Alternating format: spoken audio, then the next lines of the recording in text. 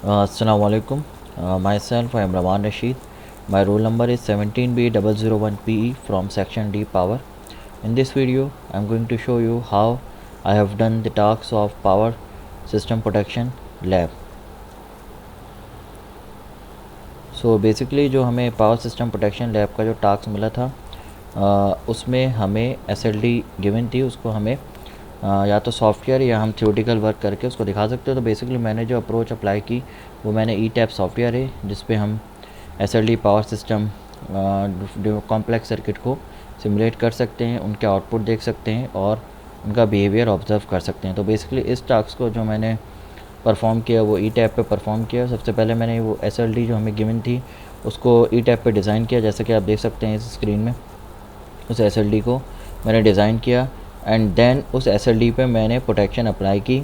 और जो मैंने प्रोटेक्शन अप्लाई की वो इन कंसिडरेशन को देखते हुए अप्लाई की कि जो मेरी प्रोटेक्शन है वो लेस कॉस्टली हो, और सबसे पहले कॉम्प्लेक्स ना हो, इतनी ज़्यादा लेस कॉम्प्लेक्स हो, लेस कॉस्टली हो, और उसकी रिलायबिलिटी ज़्यादा हो और कॉम्प्लेक्सिटी कम हो और कॉस्ट कम हो। इस चीज़ों का मद्देनज़र रखते हुए मैंने प्रोटेक्शन डिज़ाइन की। बाकी जो हमें कंसिडरेशन करनी थी वो ये थी कि सेलेक्टिविटी और स्पीड वगैरह को भी देखते हुए मैंने इस पूरी प्रोटेक्शन स्कीम को अप्लाई किया है अपने इस SLD में, जिसमें speed, selectivity and sensitivity and cost, reliability वगैरह को कंसिडर किया है।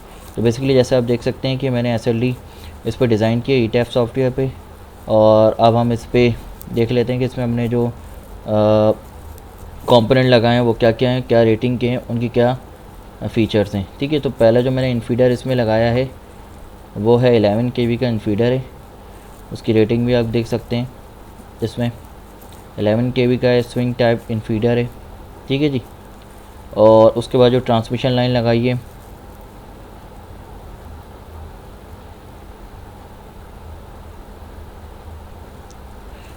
ये transmission line, medium transmission line consider की है मैंने, जो कि 180 किलोमीटर के हिसाब से लिए मैंने इसकी रेंज लेंथ।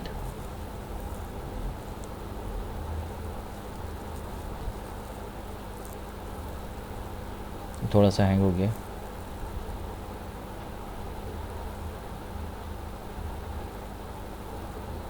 जैसा कि आप देख सकते हैं कि जो लेंथ लिए मैंने वो 180 किलोमीटर लिए एंड जो इसकी लेंथ है वो 180 किलोमीटर है।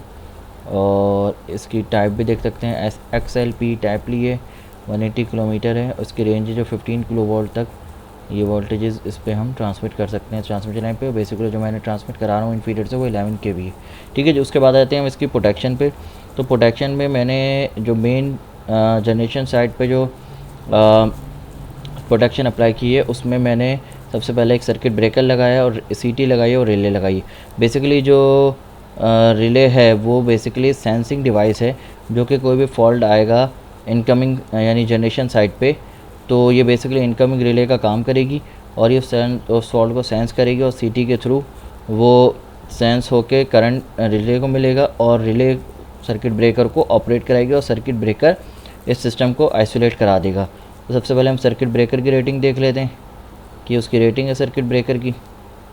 और ये मैंने ABB कंपनी का सर्किट ब्रेकर लिया और इसकी स्टैंडर्ड रेटिंग ABB कंपनी के हिसाब से सेट हो गई है सर्किट ब्रेकर की। एंड देन अब आ जाते हैं हम CT पे कि CT के मैंने क्या ट्रांस रेशियो वगैरह लिए। तो बेसिकली CT का जो ट्रांस रेशियो लिए मैंने 200:5 का CT है। बेसिकली मैंने इस हिसाब से लिए हैं कि जो मैक्सिमम अभी जो मैंने लोड फ्लो एनालिसिस की, तो लोड फ्लो एनालिसिस अभी करके भी दिखाऊंगा।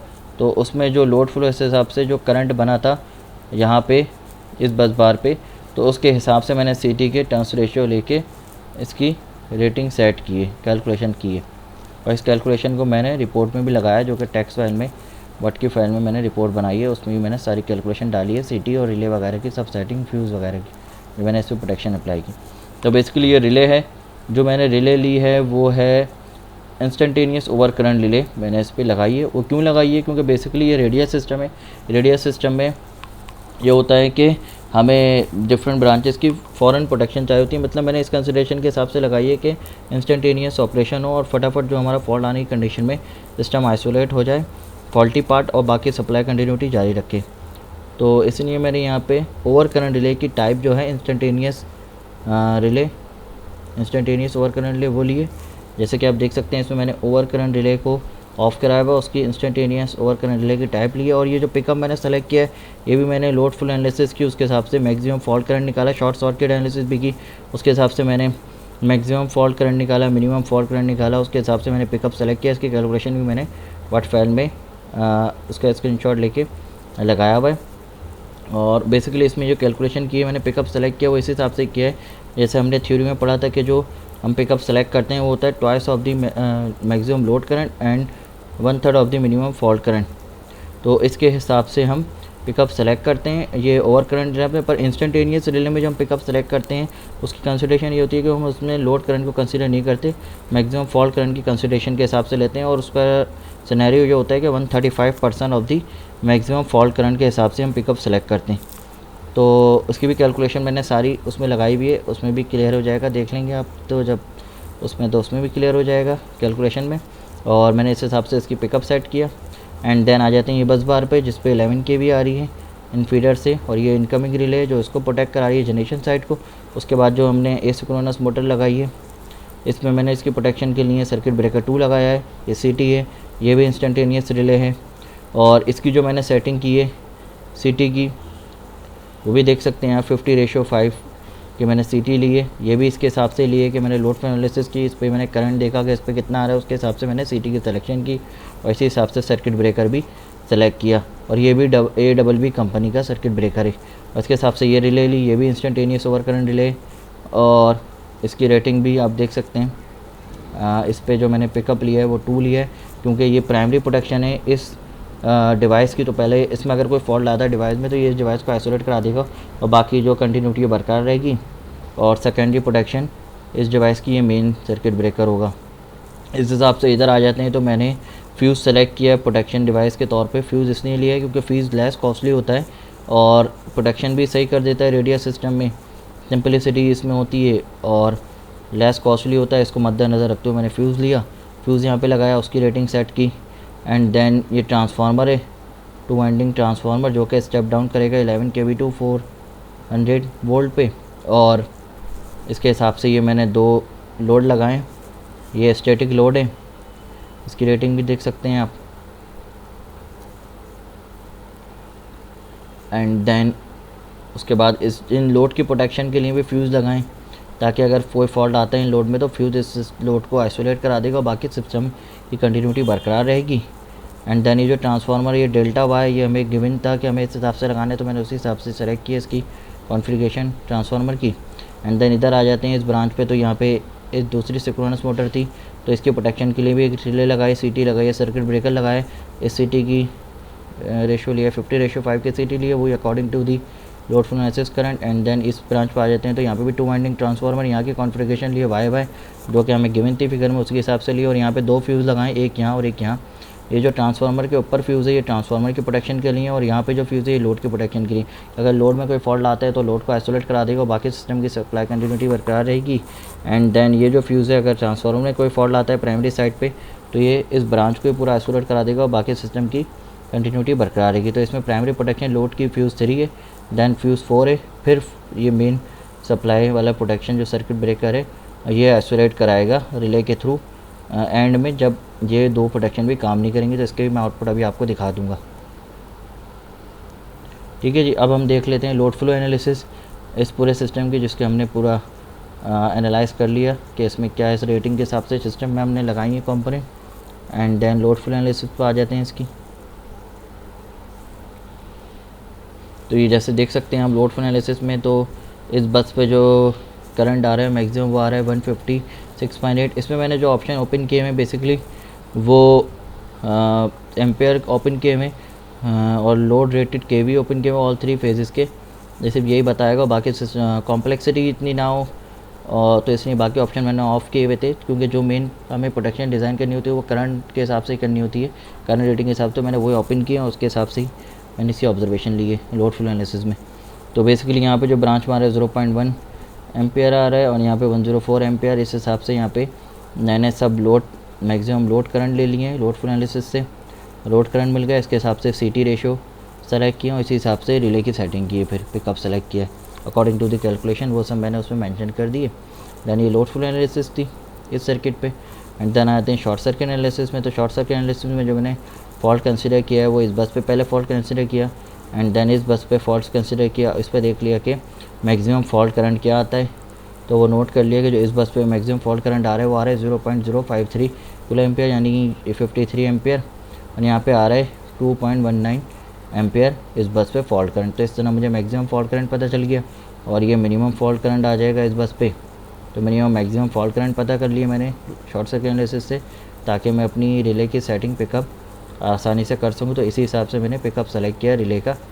शॉर्ट सर्किट एनालिसिस से मैक्सिमम और मिनिमम फॉल्ट करंट पता किया और लोड फ्लो एनालिसिस से मैक्सिमम लोड करंट पता कर लिया कि उस लोड पे क्या करंट आ रहा है। एंड देन अब हम आ जाते हैं प्रोटेक्शन के ऊपर कि जो प्रोटेक्शन कोऑर्डिनेशन है इस सिस्टम की डिवाइस की वो किस तरह ऑपरेट करिए, हम उस सिनेरियो को ऑब्ज़र्व कर लेते हैं इस ऑप्शन में आके।